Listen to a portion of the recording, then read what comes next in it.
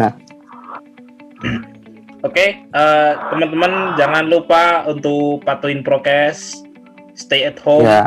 minimalising berkontak dengan orang, terus vaksinasi jangan lupa, jangan kelewat, segera daftarkan diri Anda di tempat vaksinasi di sekeliling aja di area rumah, terus tetap jaga kebersihan, cuci tangan, dan tetap berpikiran positif.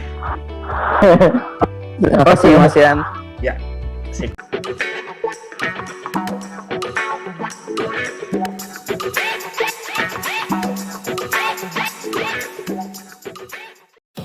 Selamat malam, selamat datang di konten Trio Suju, trio simpatisan utama Juventus, konten paling sangar di JBKL, bersama host Acting Kondor dan tokoh humor kenamaan Juventus JBGL, yaitu Bang Wahyu.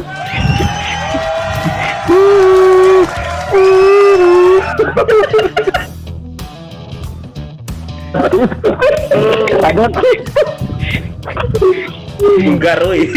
Oke, selamat malam. Dan satu lagi salah satu back Italia tersukses yang berasal dari Batam, Bang Bob Nucci.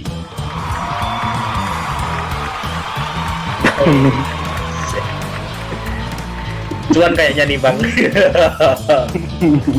Iya. Sumringah tampang. Lumayan Inggris dikit bagus. Wah, ini. Dan malam ini kita kedatangan tamu spesial di Trio Suju Plus, seorang pandit yang namanya sudah harum di mana-mana. Waduh. Ya, di mana RH Ramadhani. Selamat malam. Gabung ya.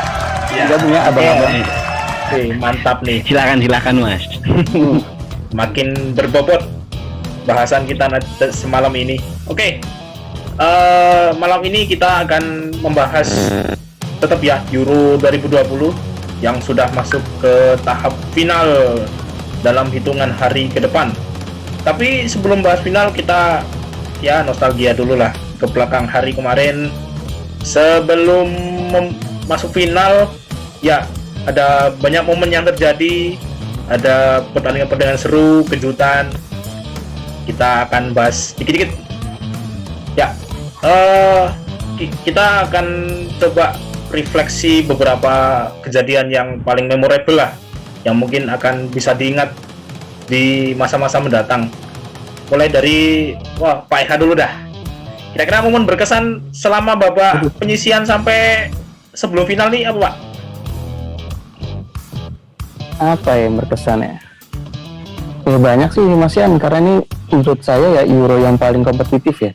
Apalagi zamannya setelah fase grup,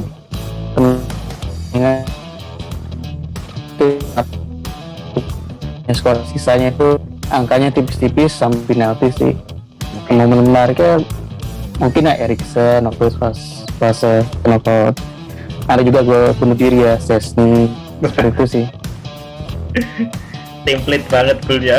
Ya gimana pun juga itu kan pemain kesayangan anda semua kan. bukan saya Mas. Oh bukan ya. Ya nggak buat salah aja bisa kita salahin gitu kan. Salah. Udah sih itu sih paling sih. Kambing hitam musim ini ya Szczęsny. Iya.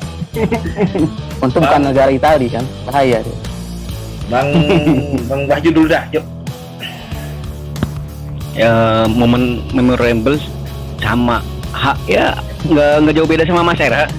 Jebolan Szczęsny, terus tragedi Eriksen, dan jangan lupa striker ganteng kita Alvaro Morata yang jadi biang keladi Spanyol nggak lolos, padahal masih banyak pemain-pemain yang bisa disalahkan. Plus divingnya Raheem Sterling ya, mungkin itu yang memorable banget. Wih, kita bahas. Ya, Bang Morata ini from hero to zero. Nah, nyetak banyak dulu, tetap aja disalahin. Padahal dia itu masih bisa disalahin. Bisa orang ganteng nggak salah. Lucu Kasihan lo ya. Orang ganteng bersabda. Lucu. Iya. Oke, Bang Wahyu udah, Bang Bob nih. Yuk, monggo Bang. Kalau gua sih sepanjang turnamen gelaran Euro 2020 ini ya, yang memorable kalanya mayor turnamen di tengah dengan berbagai protokol, dan yang menarik juga sih yang memorable tumbangnya kuda hitam Turki itu banyak loh. Apa ya? Iya, ditumbangnya Turki di awal turnamen dengan minus 8 gol, 8 kali kebobolan ya. Sama tumbangnya Prancis, Portugal, Jerman, dan naiknya kuda hitam kayak Ceko, Denmark, Ukraina yang menciptakan rekor bagi negara mereka masing-masing lah. Itu aja sih. Sama yang terakhir nih, Martin Dubravka kiper Slovakia waktu lawan Spanyol. Awalnya dia menggagalkan penalti Morata, malah dia ini buka keran gol pembantaian Slovakia Spanyol. Itu sih yang memorable gitu. Oke. Martin Dubravka tuh. Oke, mantap. Catatannya lumayan nih, weh. Ntar lagi jadi pandit nih. Naik dari dewa statistik, dewa partai. Wah. Masa jangan mesum aja. Iya ada. Oke. Udah. Multi talenta Mas Bob ini. Oh iya, multi talenta. Lagi bisa cuan, hajar terus. Saya tidak tak bertalenta. Ya, tapi kan tidak bertalenta. Nah, iya. Bercinta dan percintaan. Amin. Jangan aja perasaan. Jangan aja perasaan bisa cinta gue. Apa kata-kata ternyata. Ayo Masian. Yuk, oke. Lanjut ya ke bahasan selanjutnya. Tapi aku belum tadi yo. Baru mau ngomong-ngomong. Iya. Anda aja belum ngasih statement. Oke, apa ya? Selain momen di luar kejadian-kejadian tadi sih, paling ya ini. Saya kan seneng kuda hitam ya. Dari kemarin lihat aja susunan pemain saya di Fantasy League tuh. Hancur skornya karena kuda hitam semua. Aslinya negara-negaranya lolos, cuman pemainnya nggak pas aja. Kayak kemarin ya saya seneng sih nonton Ukraina, terus kemarin sempat jagoin Makedonia Utara dengan siapa Goran Pandev yang ngegolin juga, kasih kapten ya. Itu cuman nggak lolos ya. Tapi di situ muncul rising star kayak Mikkel Damsgaard, terus pemainnya Atalanta Mehle, terus siapa lagi kemarin ya Malinovskyi sempat lah menggebrak. Dan Ruslan sempat menggebrak tapi melempem lagi. Terus ya kayak kemarin Arnautovic tuh sempat ya jadi preman di pertahanan Inggris, pertahanan Itali. Gila tuh, pemain punya karisma tinggi tuh, benar-benar antagonis. Jadi ya itu hal-hal detil kecil tuh yang menarik buat saya sih. Lanjut, Mas. Ke bahasan selanjutnya, masuk ke menu utama kita, yaitu pertanyaan yang mungkin buat sebagian orang akan berpikir ulang ya, banyak pro kontra. Apakah Inggris tuh layak masuk ke final tahun ini? Karena kita tahu ya, kalau Inggris itu di fase penyisian mainnya sangat tidak meyakinkan, padahal melawan tim-tim yang notabene di bawah kelas mereka. Tapi mungkin di babak 16 besar mereka bisa memperbaiki performa ya, dengan si Harry Kane, terus Sterling, dan lini belakang mereka terutama Harry Maguire dan John Stones ya kalau nggak salah itu, sama ini juga back kirinya MU itu Luke Shaw. Nah, Luke Shaw itu menunjukkan performa yang cenderung meningkat. Nah, di final apakah mereka akan kehabisan bensin atau akan meneruskan tren positif mereka, melanjutkan tren positif mereka? Kita ke Bang Wahyu dulu deh, monggo. Ya kalau dilihat-lihat sih masih menunjukkan tren positif ya. Apalagi mereka kan lagi on fire-nya. Habis menang kontroversi lawan Denmark kemarin, walaupun banyak yang bilang curang-curang, tapi kadang aneh juga deh. Ada yang bilang curang-curang. Kalau kita lihat pemain Itali zaman dulu juga banyak juga yang bermain kayak gitu, kayak Pippo Inzaghi, terus siapa gitu. Dia kan bisa dibilang agak-agak tricky juga kan mainnya kayak Sterling. Oke. Kok orang yang bela Itali itu curang, padahal kan sebuah trik juga kan buat menangin pertandingan. Apalagi pas di Euro ini juga kan ada kejadian Ciro Immobile yang agak-agak tricky gitu kan, yang lawan Belia. Ya pantas sih masuk final. Kalau dibilang kehabisan bensin, ya juga sih, kan main di tuan rumah terus kan, nggak kemana-mana. Iya, defense itu bagus Inggris ya. Padahal kan yang biasanya punya defense bagus itu Italia. Cuma Inggris ini ternyata bisa juga loh punya pertahanan yang bagus kan. Malah Seperti itu sih. malah kebalik. Udah gitu ya, iya. Udah gitu kelebihannya ya banyak main kreatifnya, skuadnya juga makin kemari makin lengkap, dan juga pemainnya tuh pada lincah-lincah sih. Ya, Bener-bener. Kalau ditanya bener apa sih pro kontranya Raheem Sterling sih, saya lihat sih ini kecerdikannya Sterling aja sih. Dan hal kayak gini ya penting sih. Hal-hal detail-detail kecil gini dalam sepak bola itu penting sih. Gak cuma di Inggris, di Italia juga disebut Mas Wahyu sering juga kayak gitu kan. Iya. Karena bola mati, set piece, 1 bola unggul, selesai pertandingan. Itu sih. mantap. Dan di Italia juga kayaknya bisa jadi kayak gitu juga sih, yang tricky kayak gitu. Bener-bener. Immobile contohnya, ya kan. Ya. Mungkin itu sih pantas lah Inggris masuk final. Oke, sip. Wah, ini dewa statistik kita. Silakan.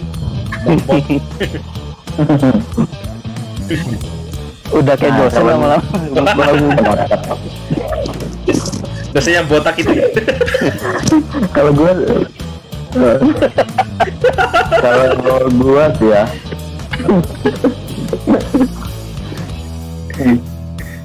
kalau gue sependapat sama Bang RH, jadi Sterling itu ya menjelang dapat penalti, dia sebelumnya bahkan dalam catatan ya, dalam satu laga aja lawan Denmark kemarin 15 kali Sterling itu bermain di dalam kotak penalti, melakukan dribbling dalam kotak penalti 15 kali loh, dan 4-nya pelanggar dari 4 peluang, satunya pelanggaran loh, jadi ya kan penalti. Jadi udah ada upaya dari Sterling dari awal tuh memang bermain seperti itu. Bahkan dalam statistik aja ya di yang dicatat dari website UEFA ya, ternyata Sterling ini pemain dengan tingkat tertinggi dribbling dalam box to box tertinggi loh, dengan 35 kali percobaan, dan di bawahnya itu 32 itu Gerard Moreno. Jadi sebenarnya kalau dibilang pantas kan, sisi permainan masuk dalam box itu sudah sering banget gitu, 35 kali dalam kotak penalti gitu. Pemain dengan tingkat tertinggi lah dalam yang bermain di dalam kotak penalti lah, di bawah Gerard Moreno di bawah itu Gerard Moreno layak lah gitu. Oke.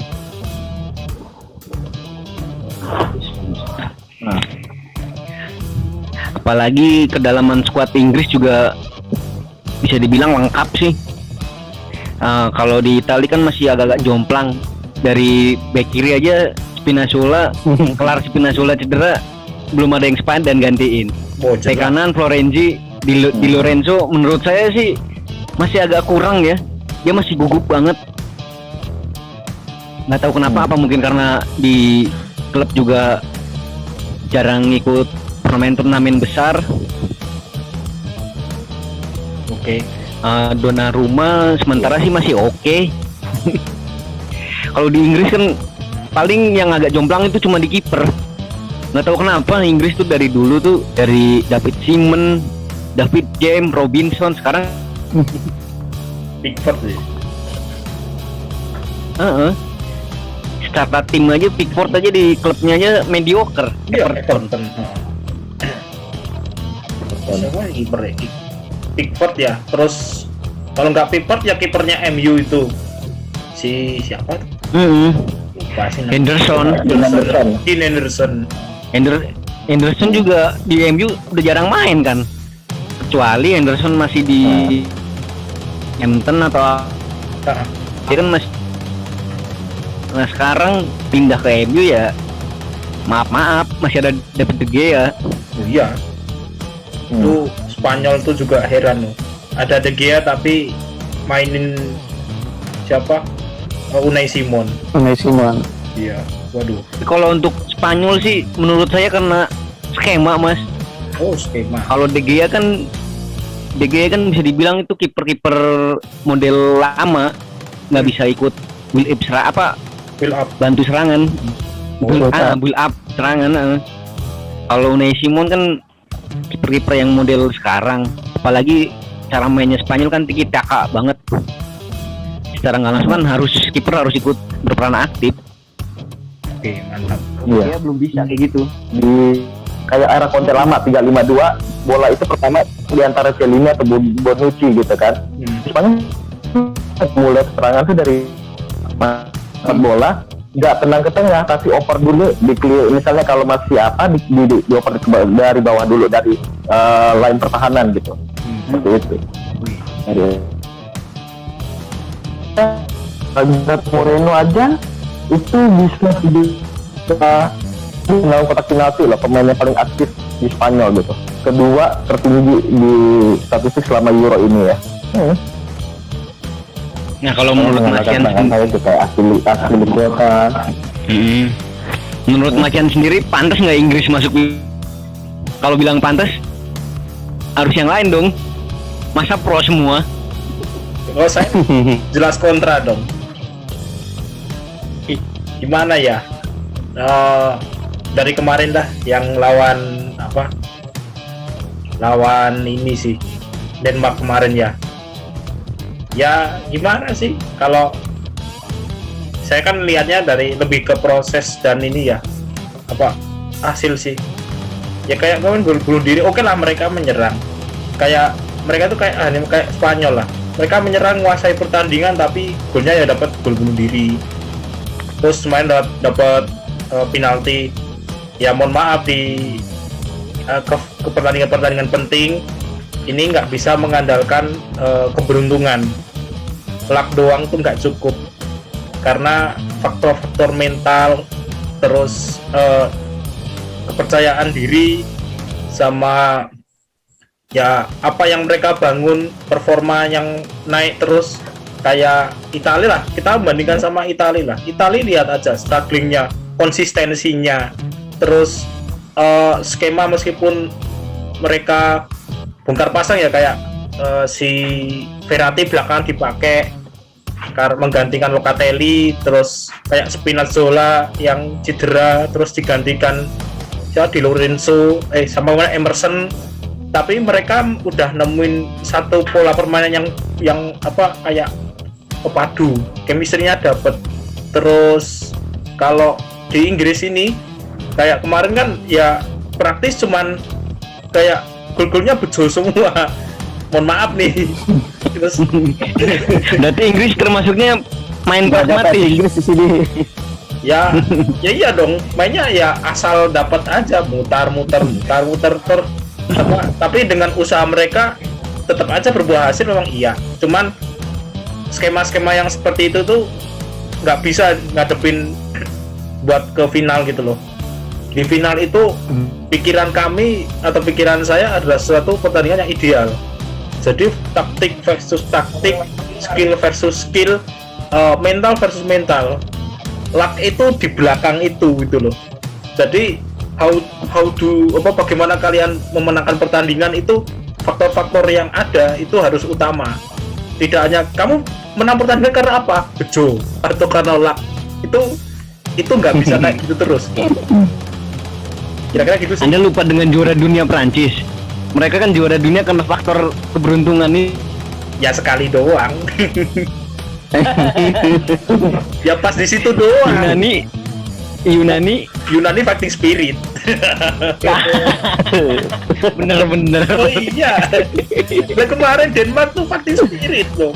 Mereka sampai ke situ tuh. Swiss mengalahkan Prancis fighting spirit. Shaqiri kayak gitu. Anjir. Keren bos.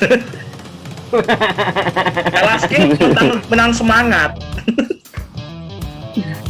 Kalau buat Inggris emang agak lihat-lihat sih emang semangatnya masih agak kurang. Nah, itu. Sedangkan Italia kan Goal coming home. wah, nggak pulang-pulang. 50 tahun nggak pulang. Bang Toyib aja kalah. 5 tahun. 55 tahun.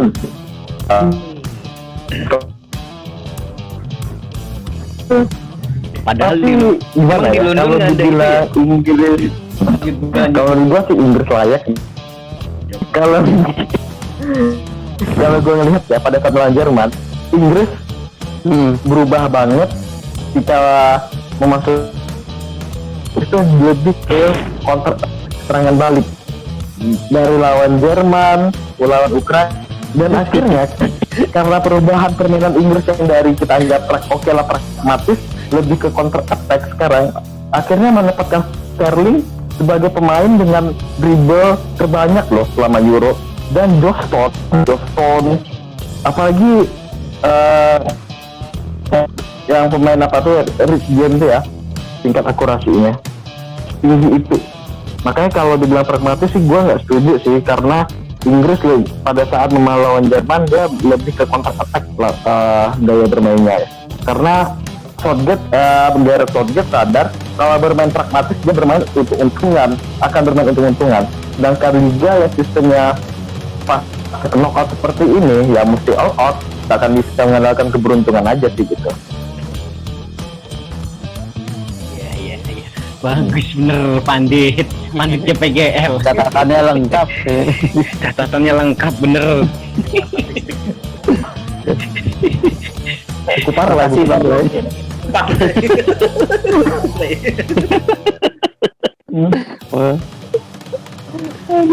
Oke, lanjut ya. Kita ke prediksi nih. Masuk prediksi Italia versus Inggris nih.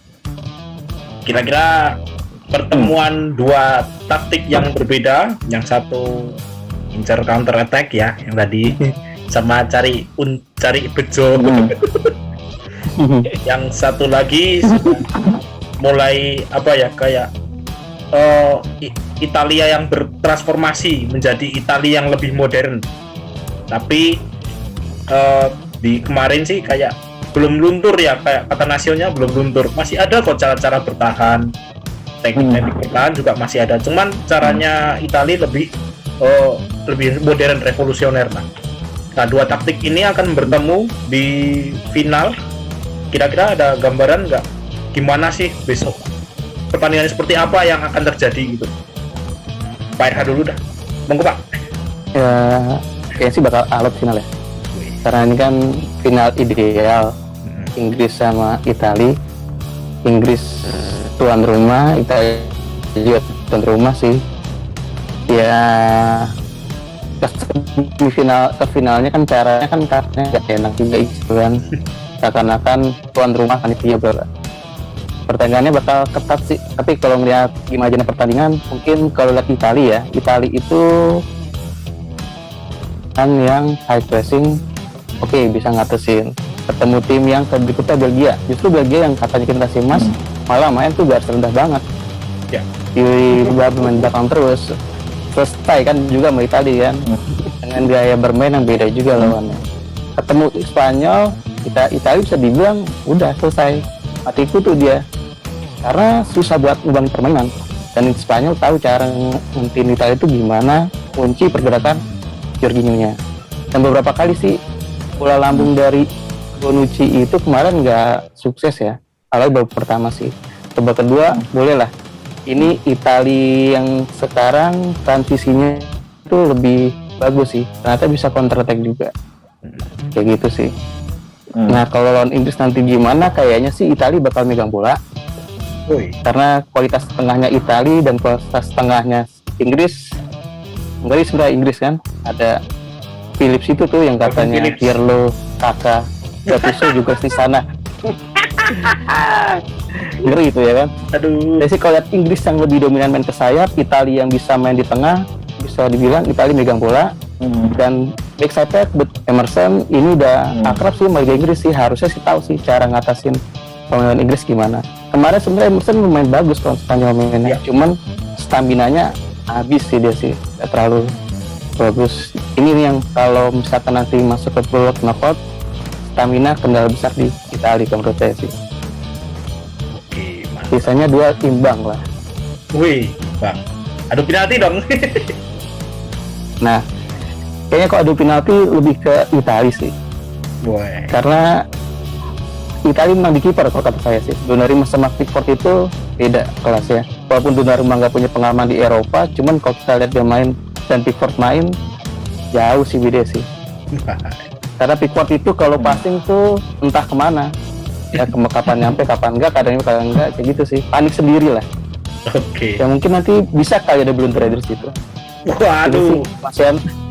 Wah, sampai ada blunder juga nih, menarik ini. Wah, permainan mental kiper berarti ini. Iya. Mantap. Oke, sip. Lanjut. Wah, Bang Bob nih udah keluar tanduk nih, udah nafsu nih mau ngomong.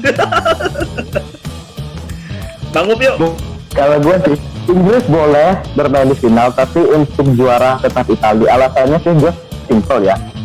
Inggris selama turnamen memasukkan 10 gol, itu 7-nya dalam kotak penalti loh. 1 gol bunuh diri dan 1-nya penalti ya. Ya kan? Iya. Sedangkan Italia itu ada 2 gol dari luar kotak penalti.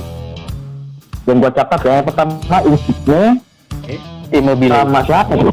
Immobile. Itu dari luar kotak Immobile. penalti. Jadi menurut gua bisa Immobile. Jadi Insigne Immobile tuh masing-masing dua gol dari luar kotak penalti loh. Immobile 2, Insigne pun 2 gitu. Makanya kalau gua bilang kalau permainan Inggris suatu saat akan mandat di defense, sebenarnya Italia punya penendang jarak jauh. Itu satu, ya kan? Dan lagi pula kalau gua melihatnya keletihan pemain ini berpengaruh juga di liga masing-masing, karena yang pasti kita tahu final Liga Champions musim ini klub-klub Inggris pada naik semua ya. Itu berimbas sepertinya ya di final, karena final Liga Champions mempertemukan Chelsea dan klub Italia kan tersingkir dari sudah dari awal ya kan, jadi punya rank stamina yang sedikit lebih bagus gitu.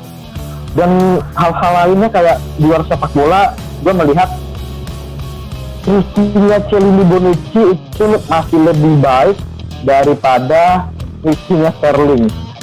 Akan pasti banyak triki di permainan ini ya, karena kalau di final ini itu hal lumrah kayak kita tahu di 2006 trikinya Materazzi bagaimana ya kan. Oke. Dan di final banyak hal-hal berbau triki. Contohnya waktu Euro 2016 ya, yang Dimitri Payet Ya. itu kan termasuk salah satu triki gitu, walaupun akhirnya Portugal yang juara melalui gol Eder ya kan. Ya. Tapi menurut gua kalau di antara permainan triki, Italia masih jauh lebih baik lah trikinya gitu. Itu kelihatan saya tuh salah Belgia gimana matinya Lukaku mati, De Bruyne mati gitu. Mati semuanya gitu. Gak berkutik dengan triki-trikinya. Jadi Inggris boleh jumawa mereka ke final, tapi untuk bawa pulang piala tetap Italia. Wih. Grande Mister Bob. Oke. Ini akurat ini prediksinya ini. Ya, Ya Allah. Beban ini jadi nih. DPGL nih emang orang-orang yang berbakat ini. Gila, Luar biasa. luar biasa. Pandit betulan nih, ketularan Mas Alvan juga nih. Siap-siap geser Mas Afan. Oke, Kak Wahyu. Ayo Kak Wahyu. Ya, oke. Prediksi saya sih mungkin pertandingan akan imbang. Kalau dari masalah skema atau apanya kan udah dibahas tadi. Kalau bagi saya sih bagusan imbang karena apa? Karena kita capek begadang. Masa cuma 90 menit, apalagi partai final. Partai final tuh idealnya itu harus adu penalti. Nah, kalau buat fans Itali jangan terlalu berharap dulu. Banyak pemain Juve di Itali dan Juve. Nah, ya mungkin itu aja sih ekspektasinya kita turunin. Makanya tiap kali Italia atau Juve di final itu saya itu nggak pernah, bisa dibilang tuh nggak pernah dukung Italia. Udah tonton aja, nikmatin aja. Jadi kalau ngecewa banget. Mungkin itu aja sih Mas Yan prediksinya. Berharap sih adu penalti untuk penalti. Tambahan cocok lagi ya. Semenjak apa ya? Di sejak tahun 88 kalau salah gua ya. Itu yang tuan rumah di final itu tidak akan pernah juara. Kita contoh dari Portugal 2004 yang juara malah Yunani. 2016 tuan rumahnya ya gitu. Padahal sebenarnya awal-awal Euro tahun 64 sama 68 Spanyol dan Italia itu juara di kandang sendiri dan terakhir ditutup Prancis tahun 84. Itu nggak ada lagi tuan rumah yang juara di kandang sendiri, itu nggak ada.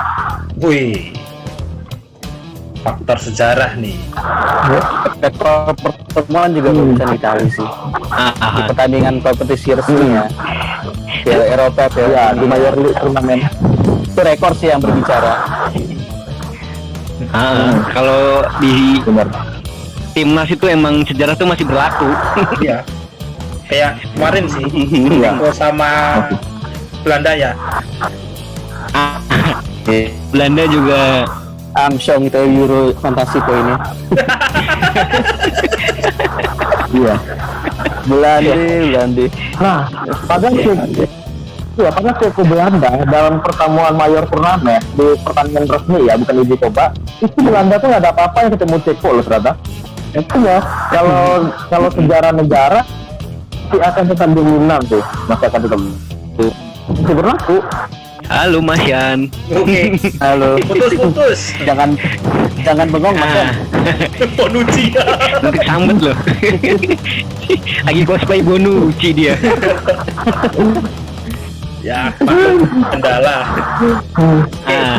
Statementnya gimana coba? Oke. Nah ini gimana ya? Mungkin agak beda sih dari semua prediksi ya, abang-abang semua. Jadi besok Inggris Italia itu akan berjalan ya sengit mungkin ya di awal-awal. Semua tim kayaknya saling ngotot sih. Oke lah. Di awal mungkin agak berhati-hati sih. Mungkin ya agak berhati-hati, semua tempo saling menjaga bola. Nanti udah siapa yang nyolong gol di pertengahan, terutama nyolong gol di pertengahan babak atau awal babak kedua, itu akan jadi momen krusial di mana semua akan all out. Jadi kayak penendang dari luar kotak penalti, terus hal-hal yang berbau seni menyelam tadi itu memang akan jadi faktor krusial.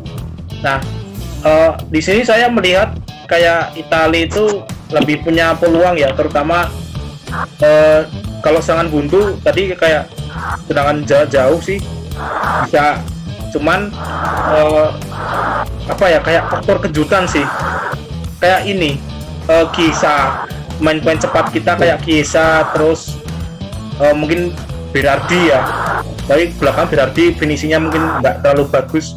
Terus kayak mungkin Lord Bernardeschi kalau masuk ini akan menambah kecepatan serang kita. Main lincah kayak Insigne itu juga akan berperan lah bukan. besok. Murni Italia harus harus mengeksploitasi pertahanan Inggris melalui pemain cepat mereka, karena kalau itu bisa dimanfaatkan sih asli keren lah. Oke lah, kayak Barella juga harus lebih, kayak kemarin kan sempat Barella kan agak jelek ya, makanya terus diganti, mungkin karena banyak gangguan juga di tengah, menderita banget tuh Barella. Makanya mungkin kita harus Italia harus lebih direct ya kalau mau cepat curi gol. Terus prediksi paling bisa menang 90 menit tapi skornya nggak banyak, 1-0 cukup buat Italia. Kira-kira seperti itu. Terus setelah ini bahas apa ya? Wah, ini juga nih menarik nih. Rising Star Euro kali ini siapa sih menurut abang-abang semua? Bang Wahyu dulu dah. Tentu saja pemain Denmark, pemain Sampdoria, Damsgaard. Wih, Itu Damsgaard. emang Damsgaard. dia itu bisa dibilang rising star turnamen ini, berkah dari tragedi Eriksen. Dia malah muncul. Kalau Eriksen tidak ada tragedi, kemungkinan malah kita nggak tahu karena terlalu mengandalkan Eriksen.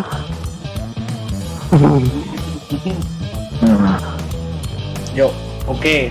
Michael Damsgaard ya. 7 juta dulu dibeli dari Sampdoria dan usia baru 21 tahun. Gila, main aset berharga. Tadi saya baca harganya kayak nggak dijual sih musim ini, tapi kalau ada tawaran 35 sampai 40 juta euro, mungkin Sampdoria mau mendengarkan. Harga segitu untuk main 21 tahun.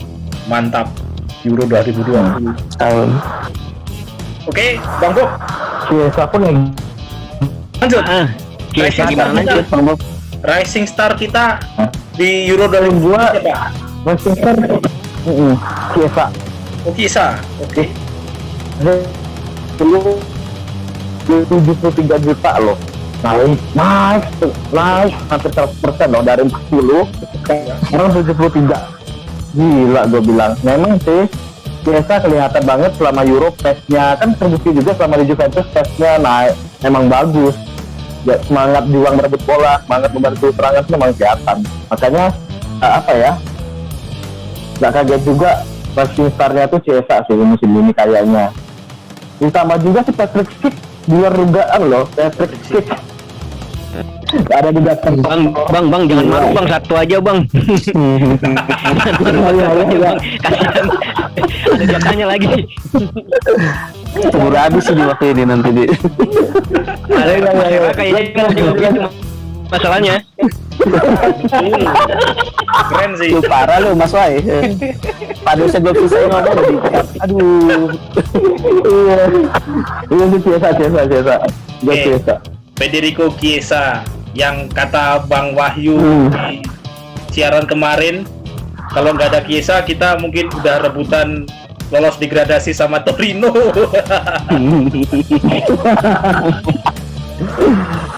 Aduh, Era, bagus kok. silakan. Rising Star ya. Monggo bebas. Chiesa di turnamen yang singkat ini ya. Ini kan turnamen pertamanya dia, jeda waktunya 3 hari 4 hari, dan dia bisa mengeluarkan potensi yang maksimal. Jadi nggak langsung ditaruh di starter, coba kenalin kompetisinya ya, turnamen mayor kayak gimana, jadi main perganti dulu sampai bisa cetak gol, dikasih kesempatan starting, dan ya bisa geser Berardi sih. Dan ini kelihatan di fase knockout ini Chiesa itu ya big game player, Woi, pemain yang bisa bermain di pertandingan besar karena dia cetak golnya krusial loh. Austria krusial, kemarin Spanyol krusial. Jadi Jadi nggak percuma lah dia latihan setahun sama Ronaldo main bareng, Wais. bisa ngebentuk mental seperti itu. Bernadeschi. Kayak Federico yang lainnya ya. Oke, Federico Cuma Chiesa. tapi ya jangan terlalu takutnya nanti masih muda kena serangan media apa tipikal pemain yang cepat ya. Jangan Chiesa juga di nih. luar juga mas.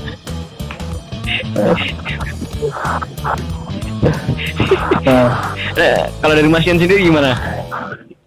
Sekalian statement Siapa ya? Kemarin sih mau jawab Chiesa tapi udah kejawab.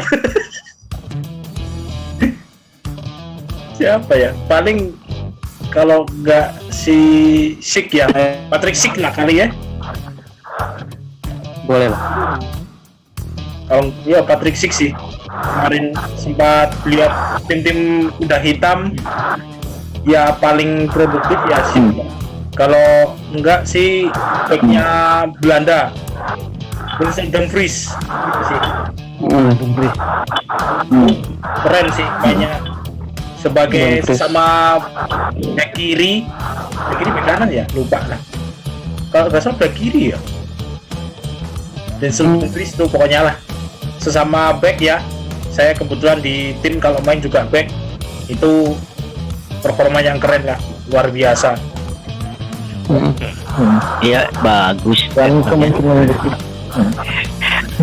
Ayo statement terakhir, football coming home atau football coming Rome? Rom mana ini? Rom Delta enggak? Aduh, Aduh, Rome aja dah.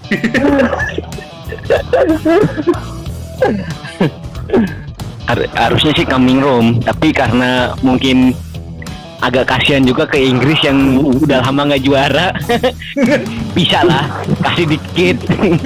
Walaupun yang nanti endingnya fan-fannya Inggris bikin kesel, ya kasih seneng dikit lah. Lagian kan ada jatahnya masing-masing, nggak boleh rakus. Italia udah juara 4 kali dunia, masa ya Inggris nggak dikasih? empati sekali Anda. Masa sih yang gak usah dikasih Mas Rai. Iya. Kehabisan tagline. Nanti kan Iya. bisa minta tagline lagi ke Agen. admin kita. Oh iya. Admin kita kan jago tagline. Oh iya. Ini udah kelar lah Oke. bicarakan malam hari ini, ngalor ngidul banyak hal, ya macet-macet gara-gara sinyal juga. Besok lah kita Iya. kita ngobrol lagi dengan suasana yang lebih baik, dengan jaringan yang lebih stabil. Semoga Momennya. ya siapapun juaranya, semoga yang terbaik lah yang menang. Iya. Oke, kita tutup. Terima kasih semua, Bang Irha, Bang Wahyu, Bang Bob, atas ulasannya. Ya, Menarik sekali. Bu. Daging semualah malam ini ngobrolnya. Sama-sama Bang Sian. Kawan-kawan kita collab lagi. daging semua dipakai kurban. Aduh, kurban apa kurban perasaan. Aduh, bukan perasaan. Stiker nangis, jalan stiker nangis. Lagi kita cincang. Apa lagi? Belum penutupan kasih lihat tulisannya Wahyu.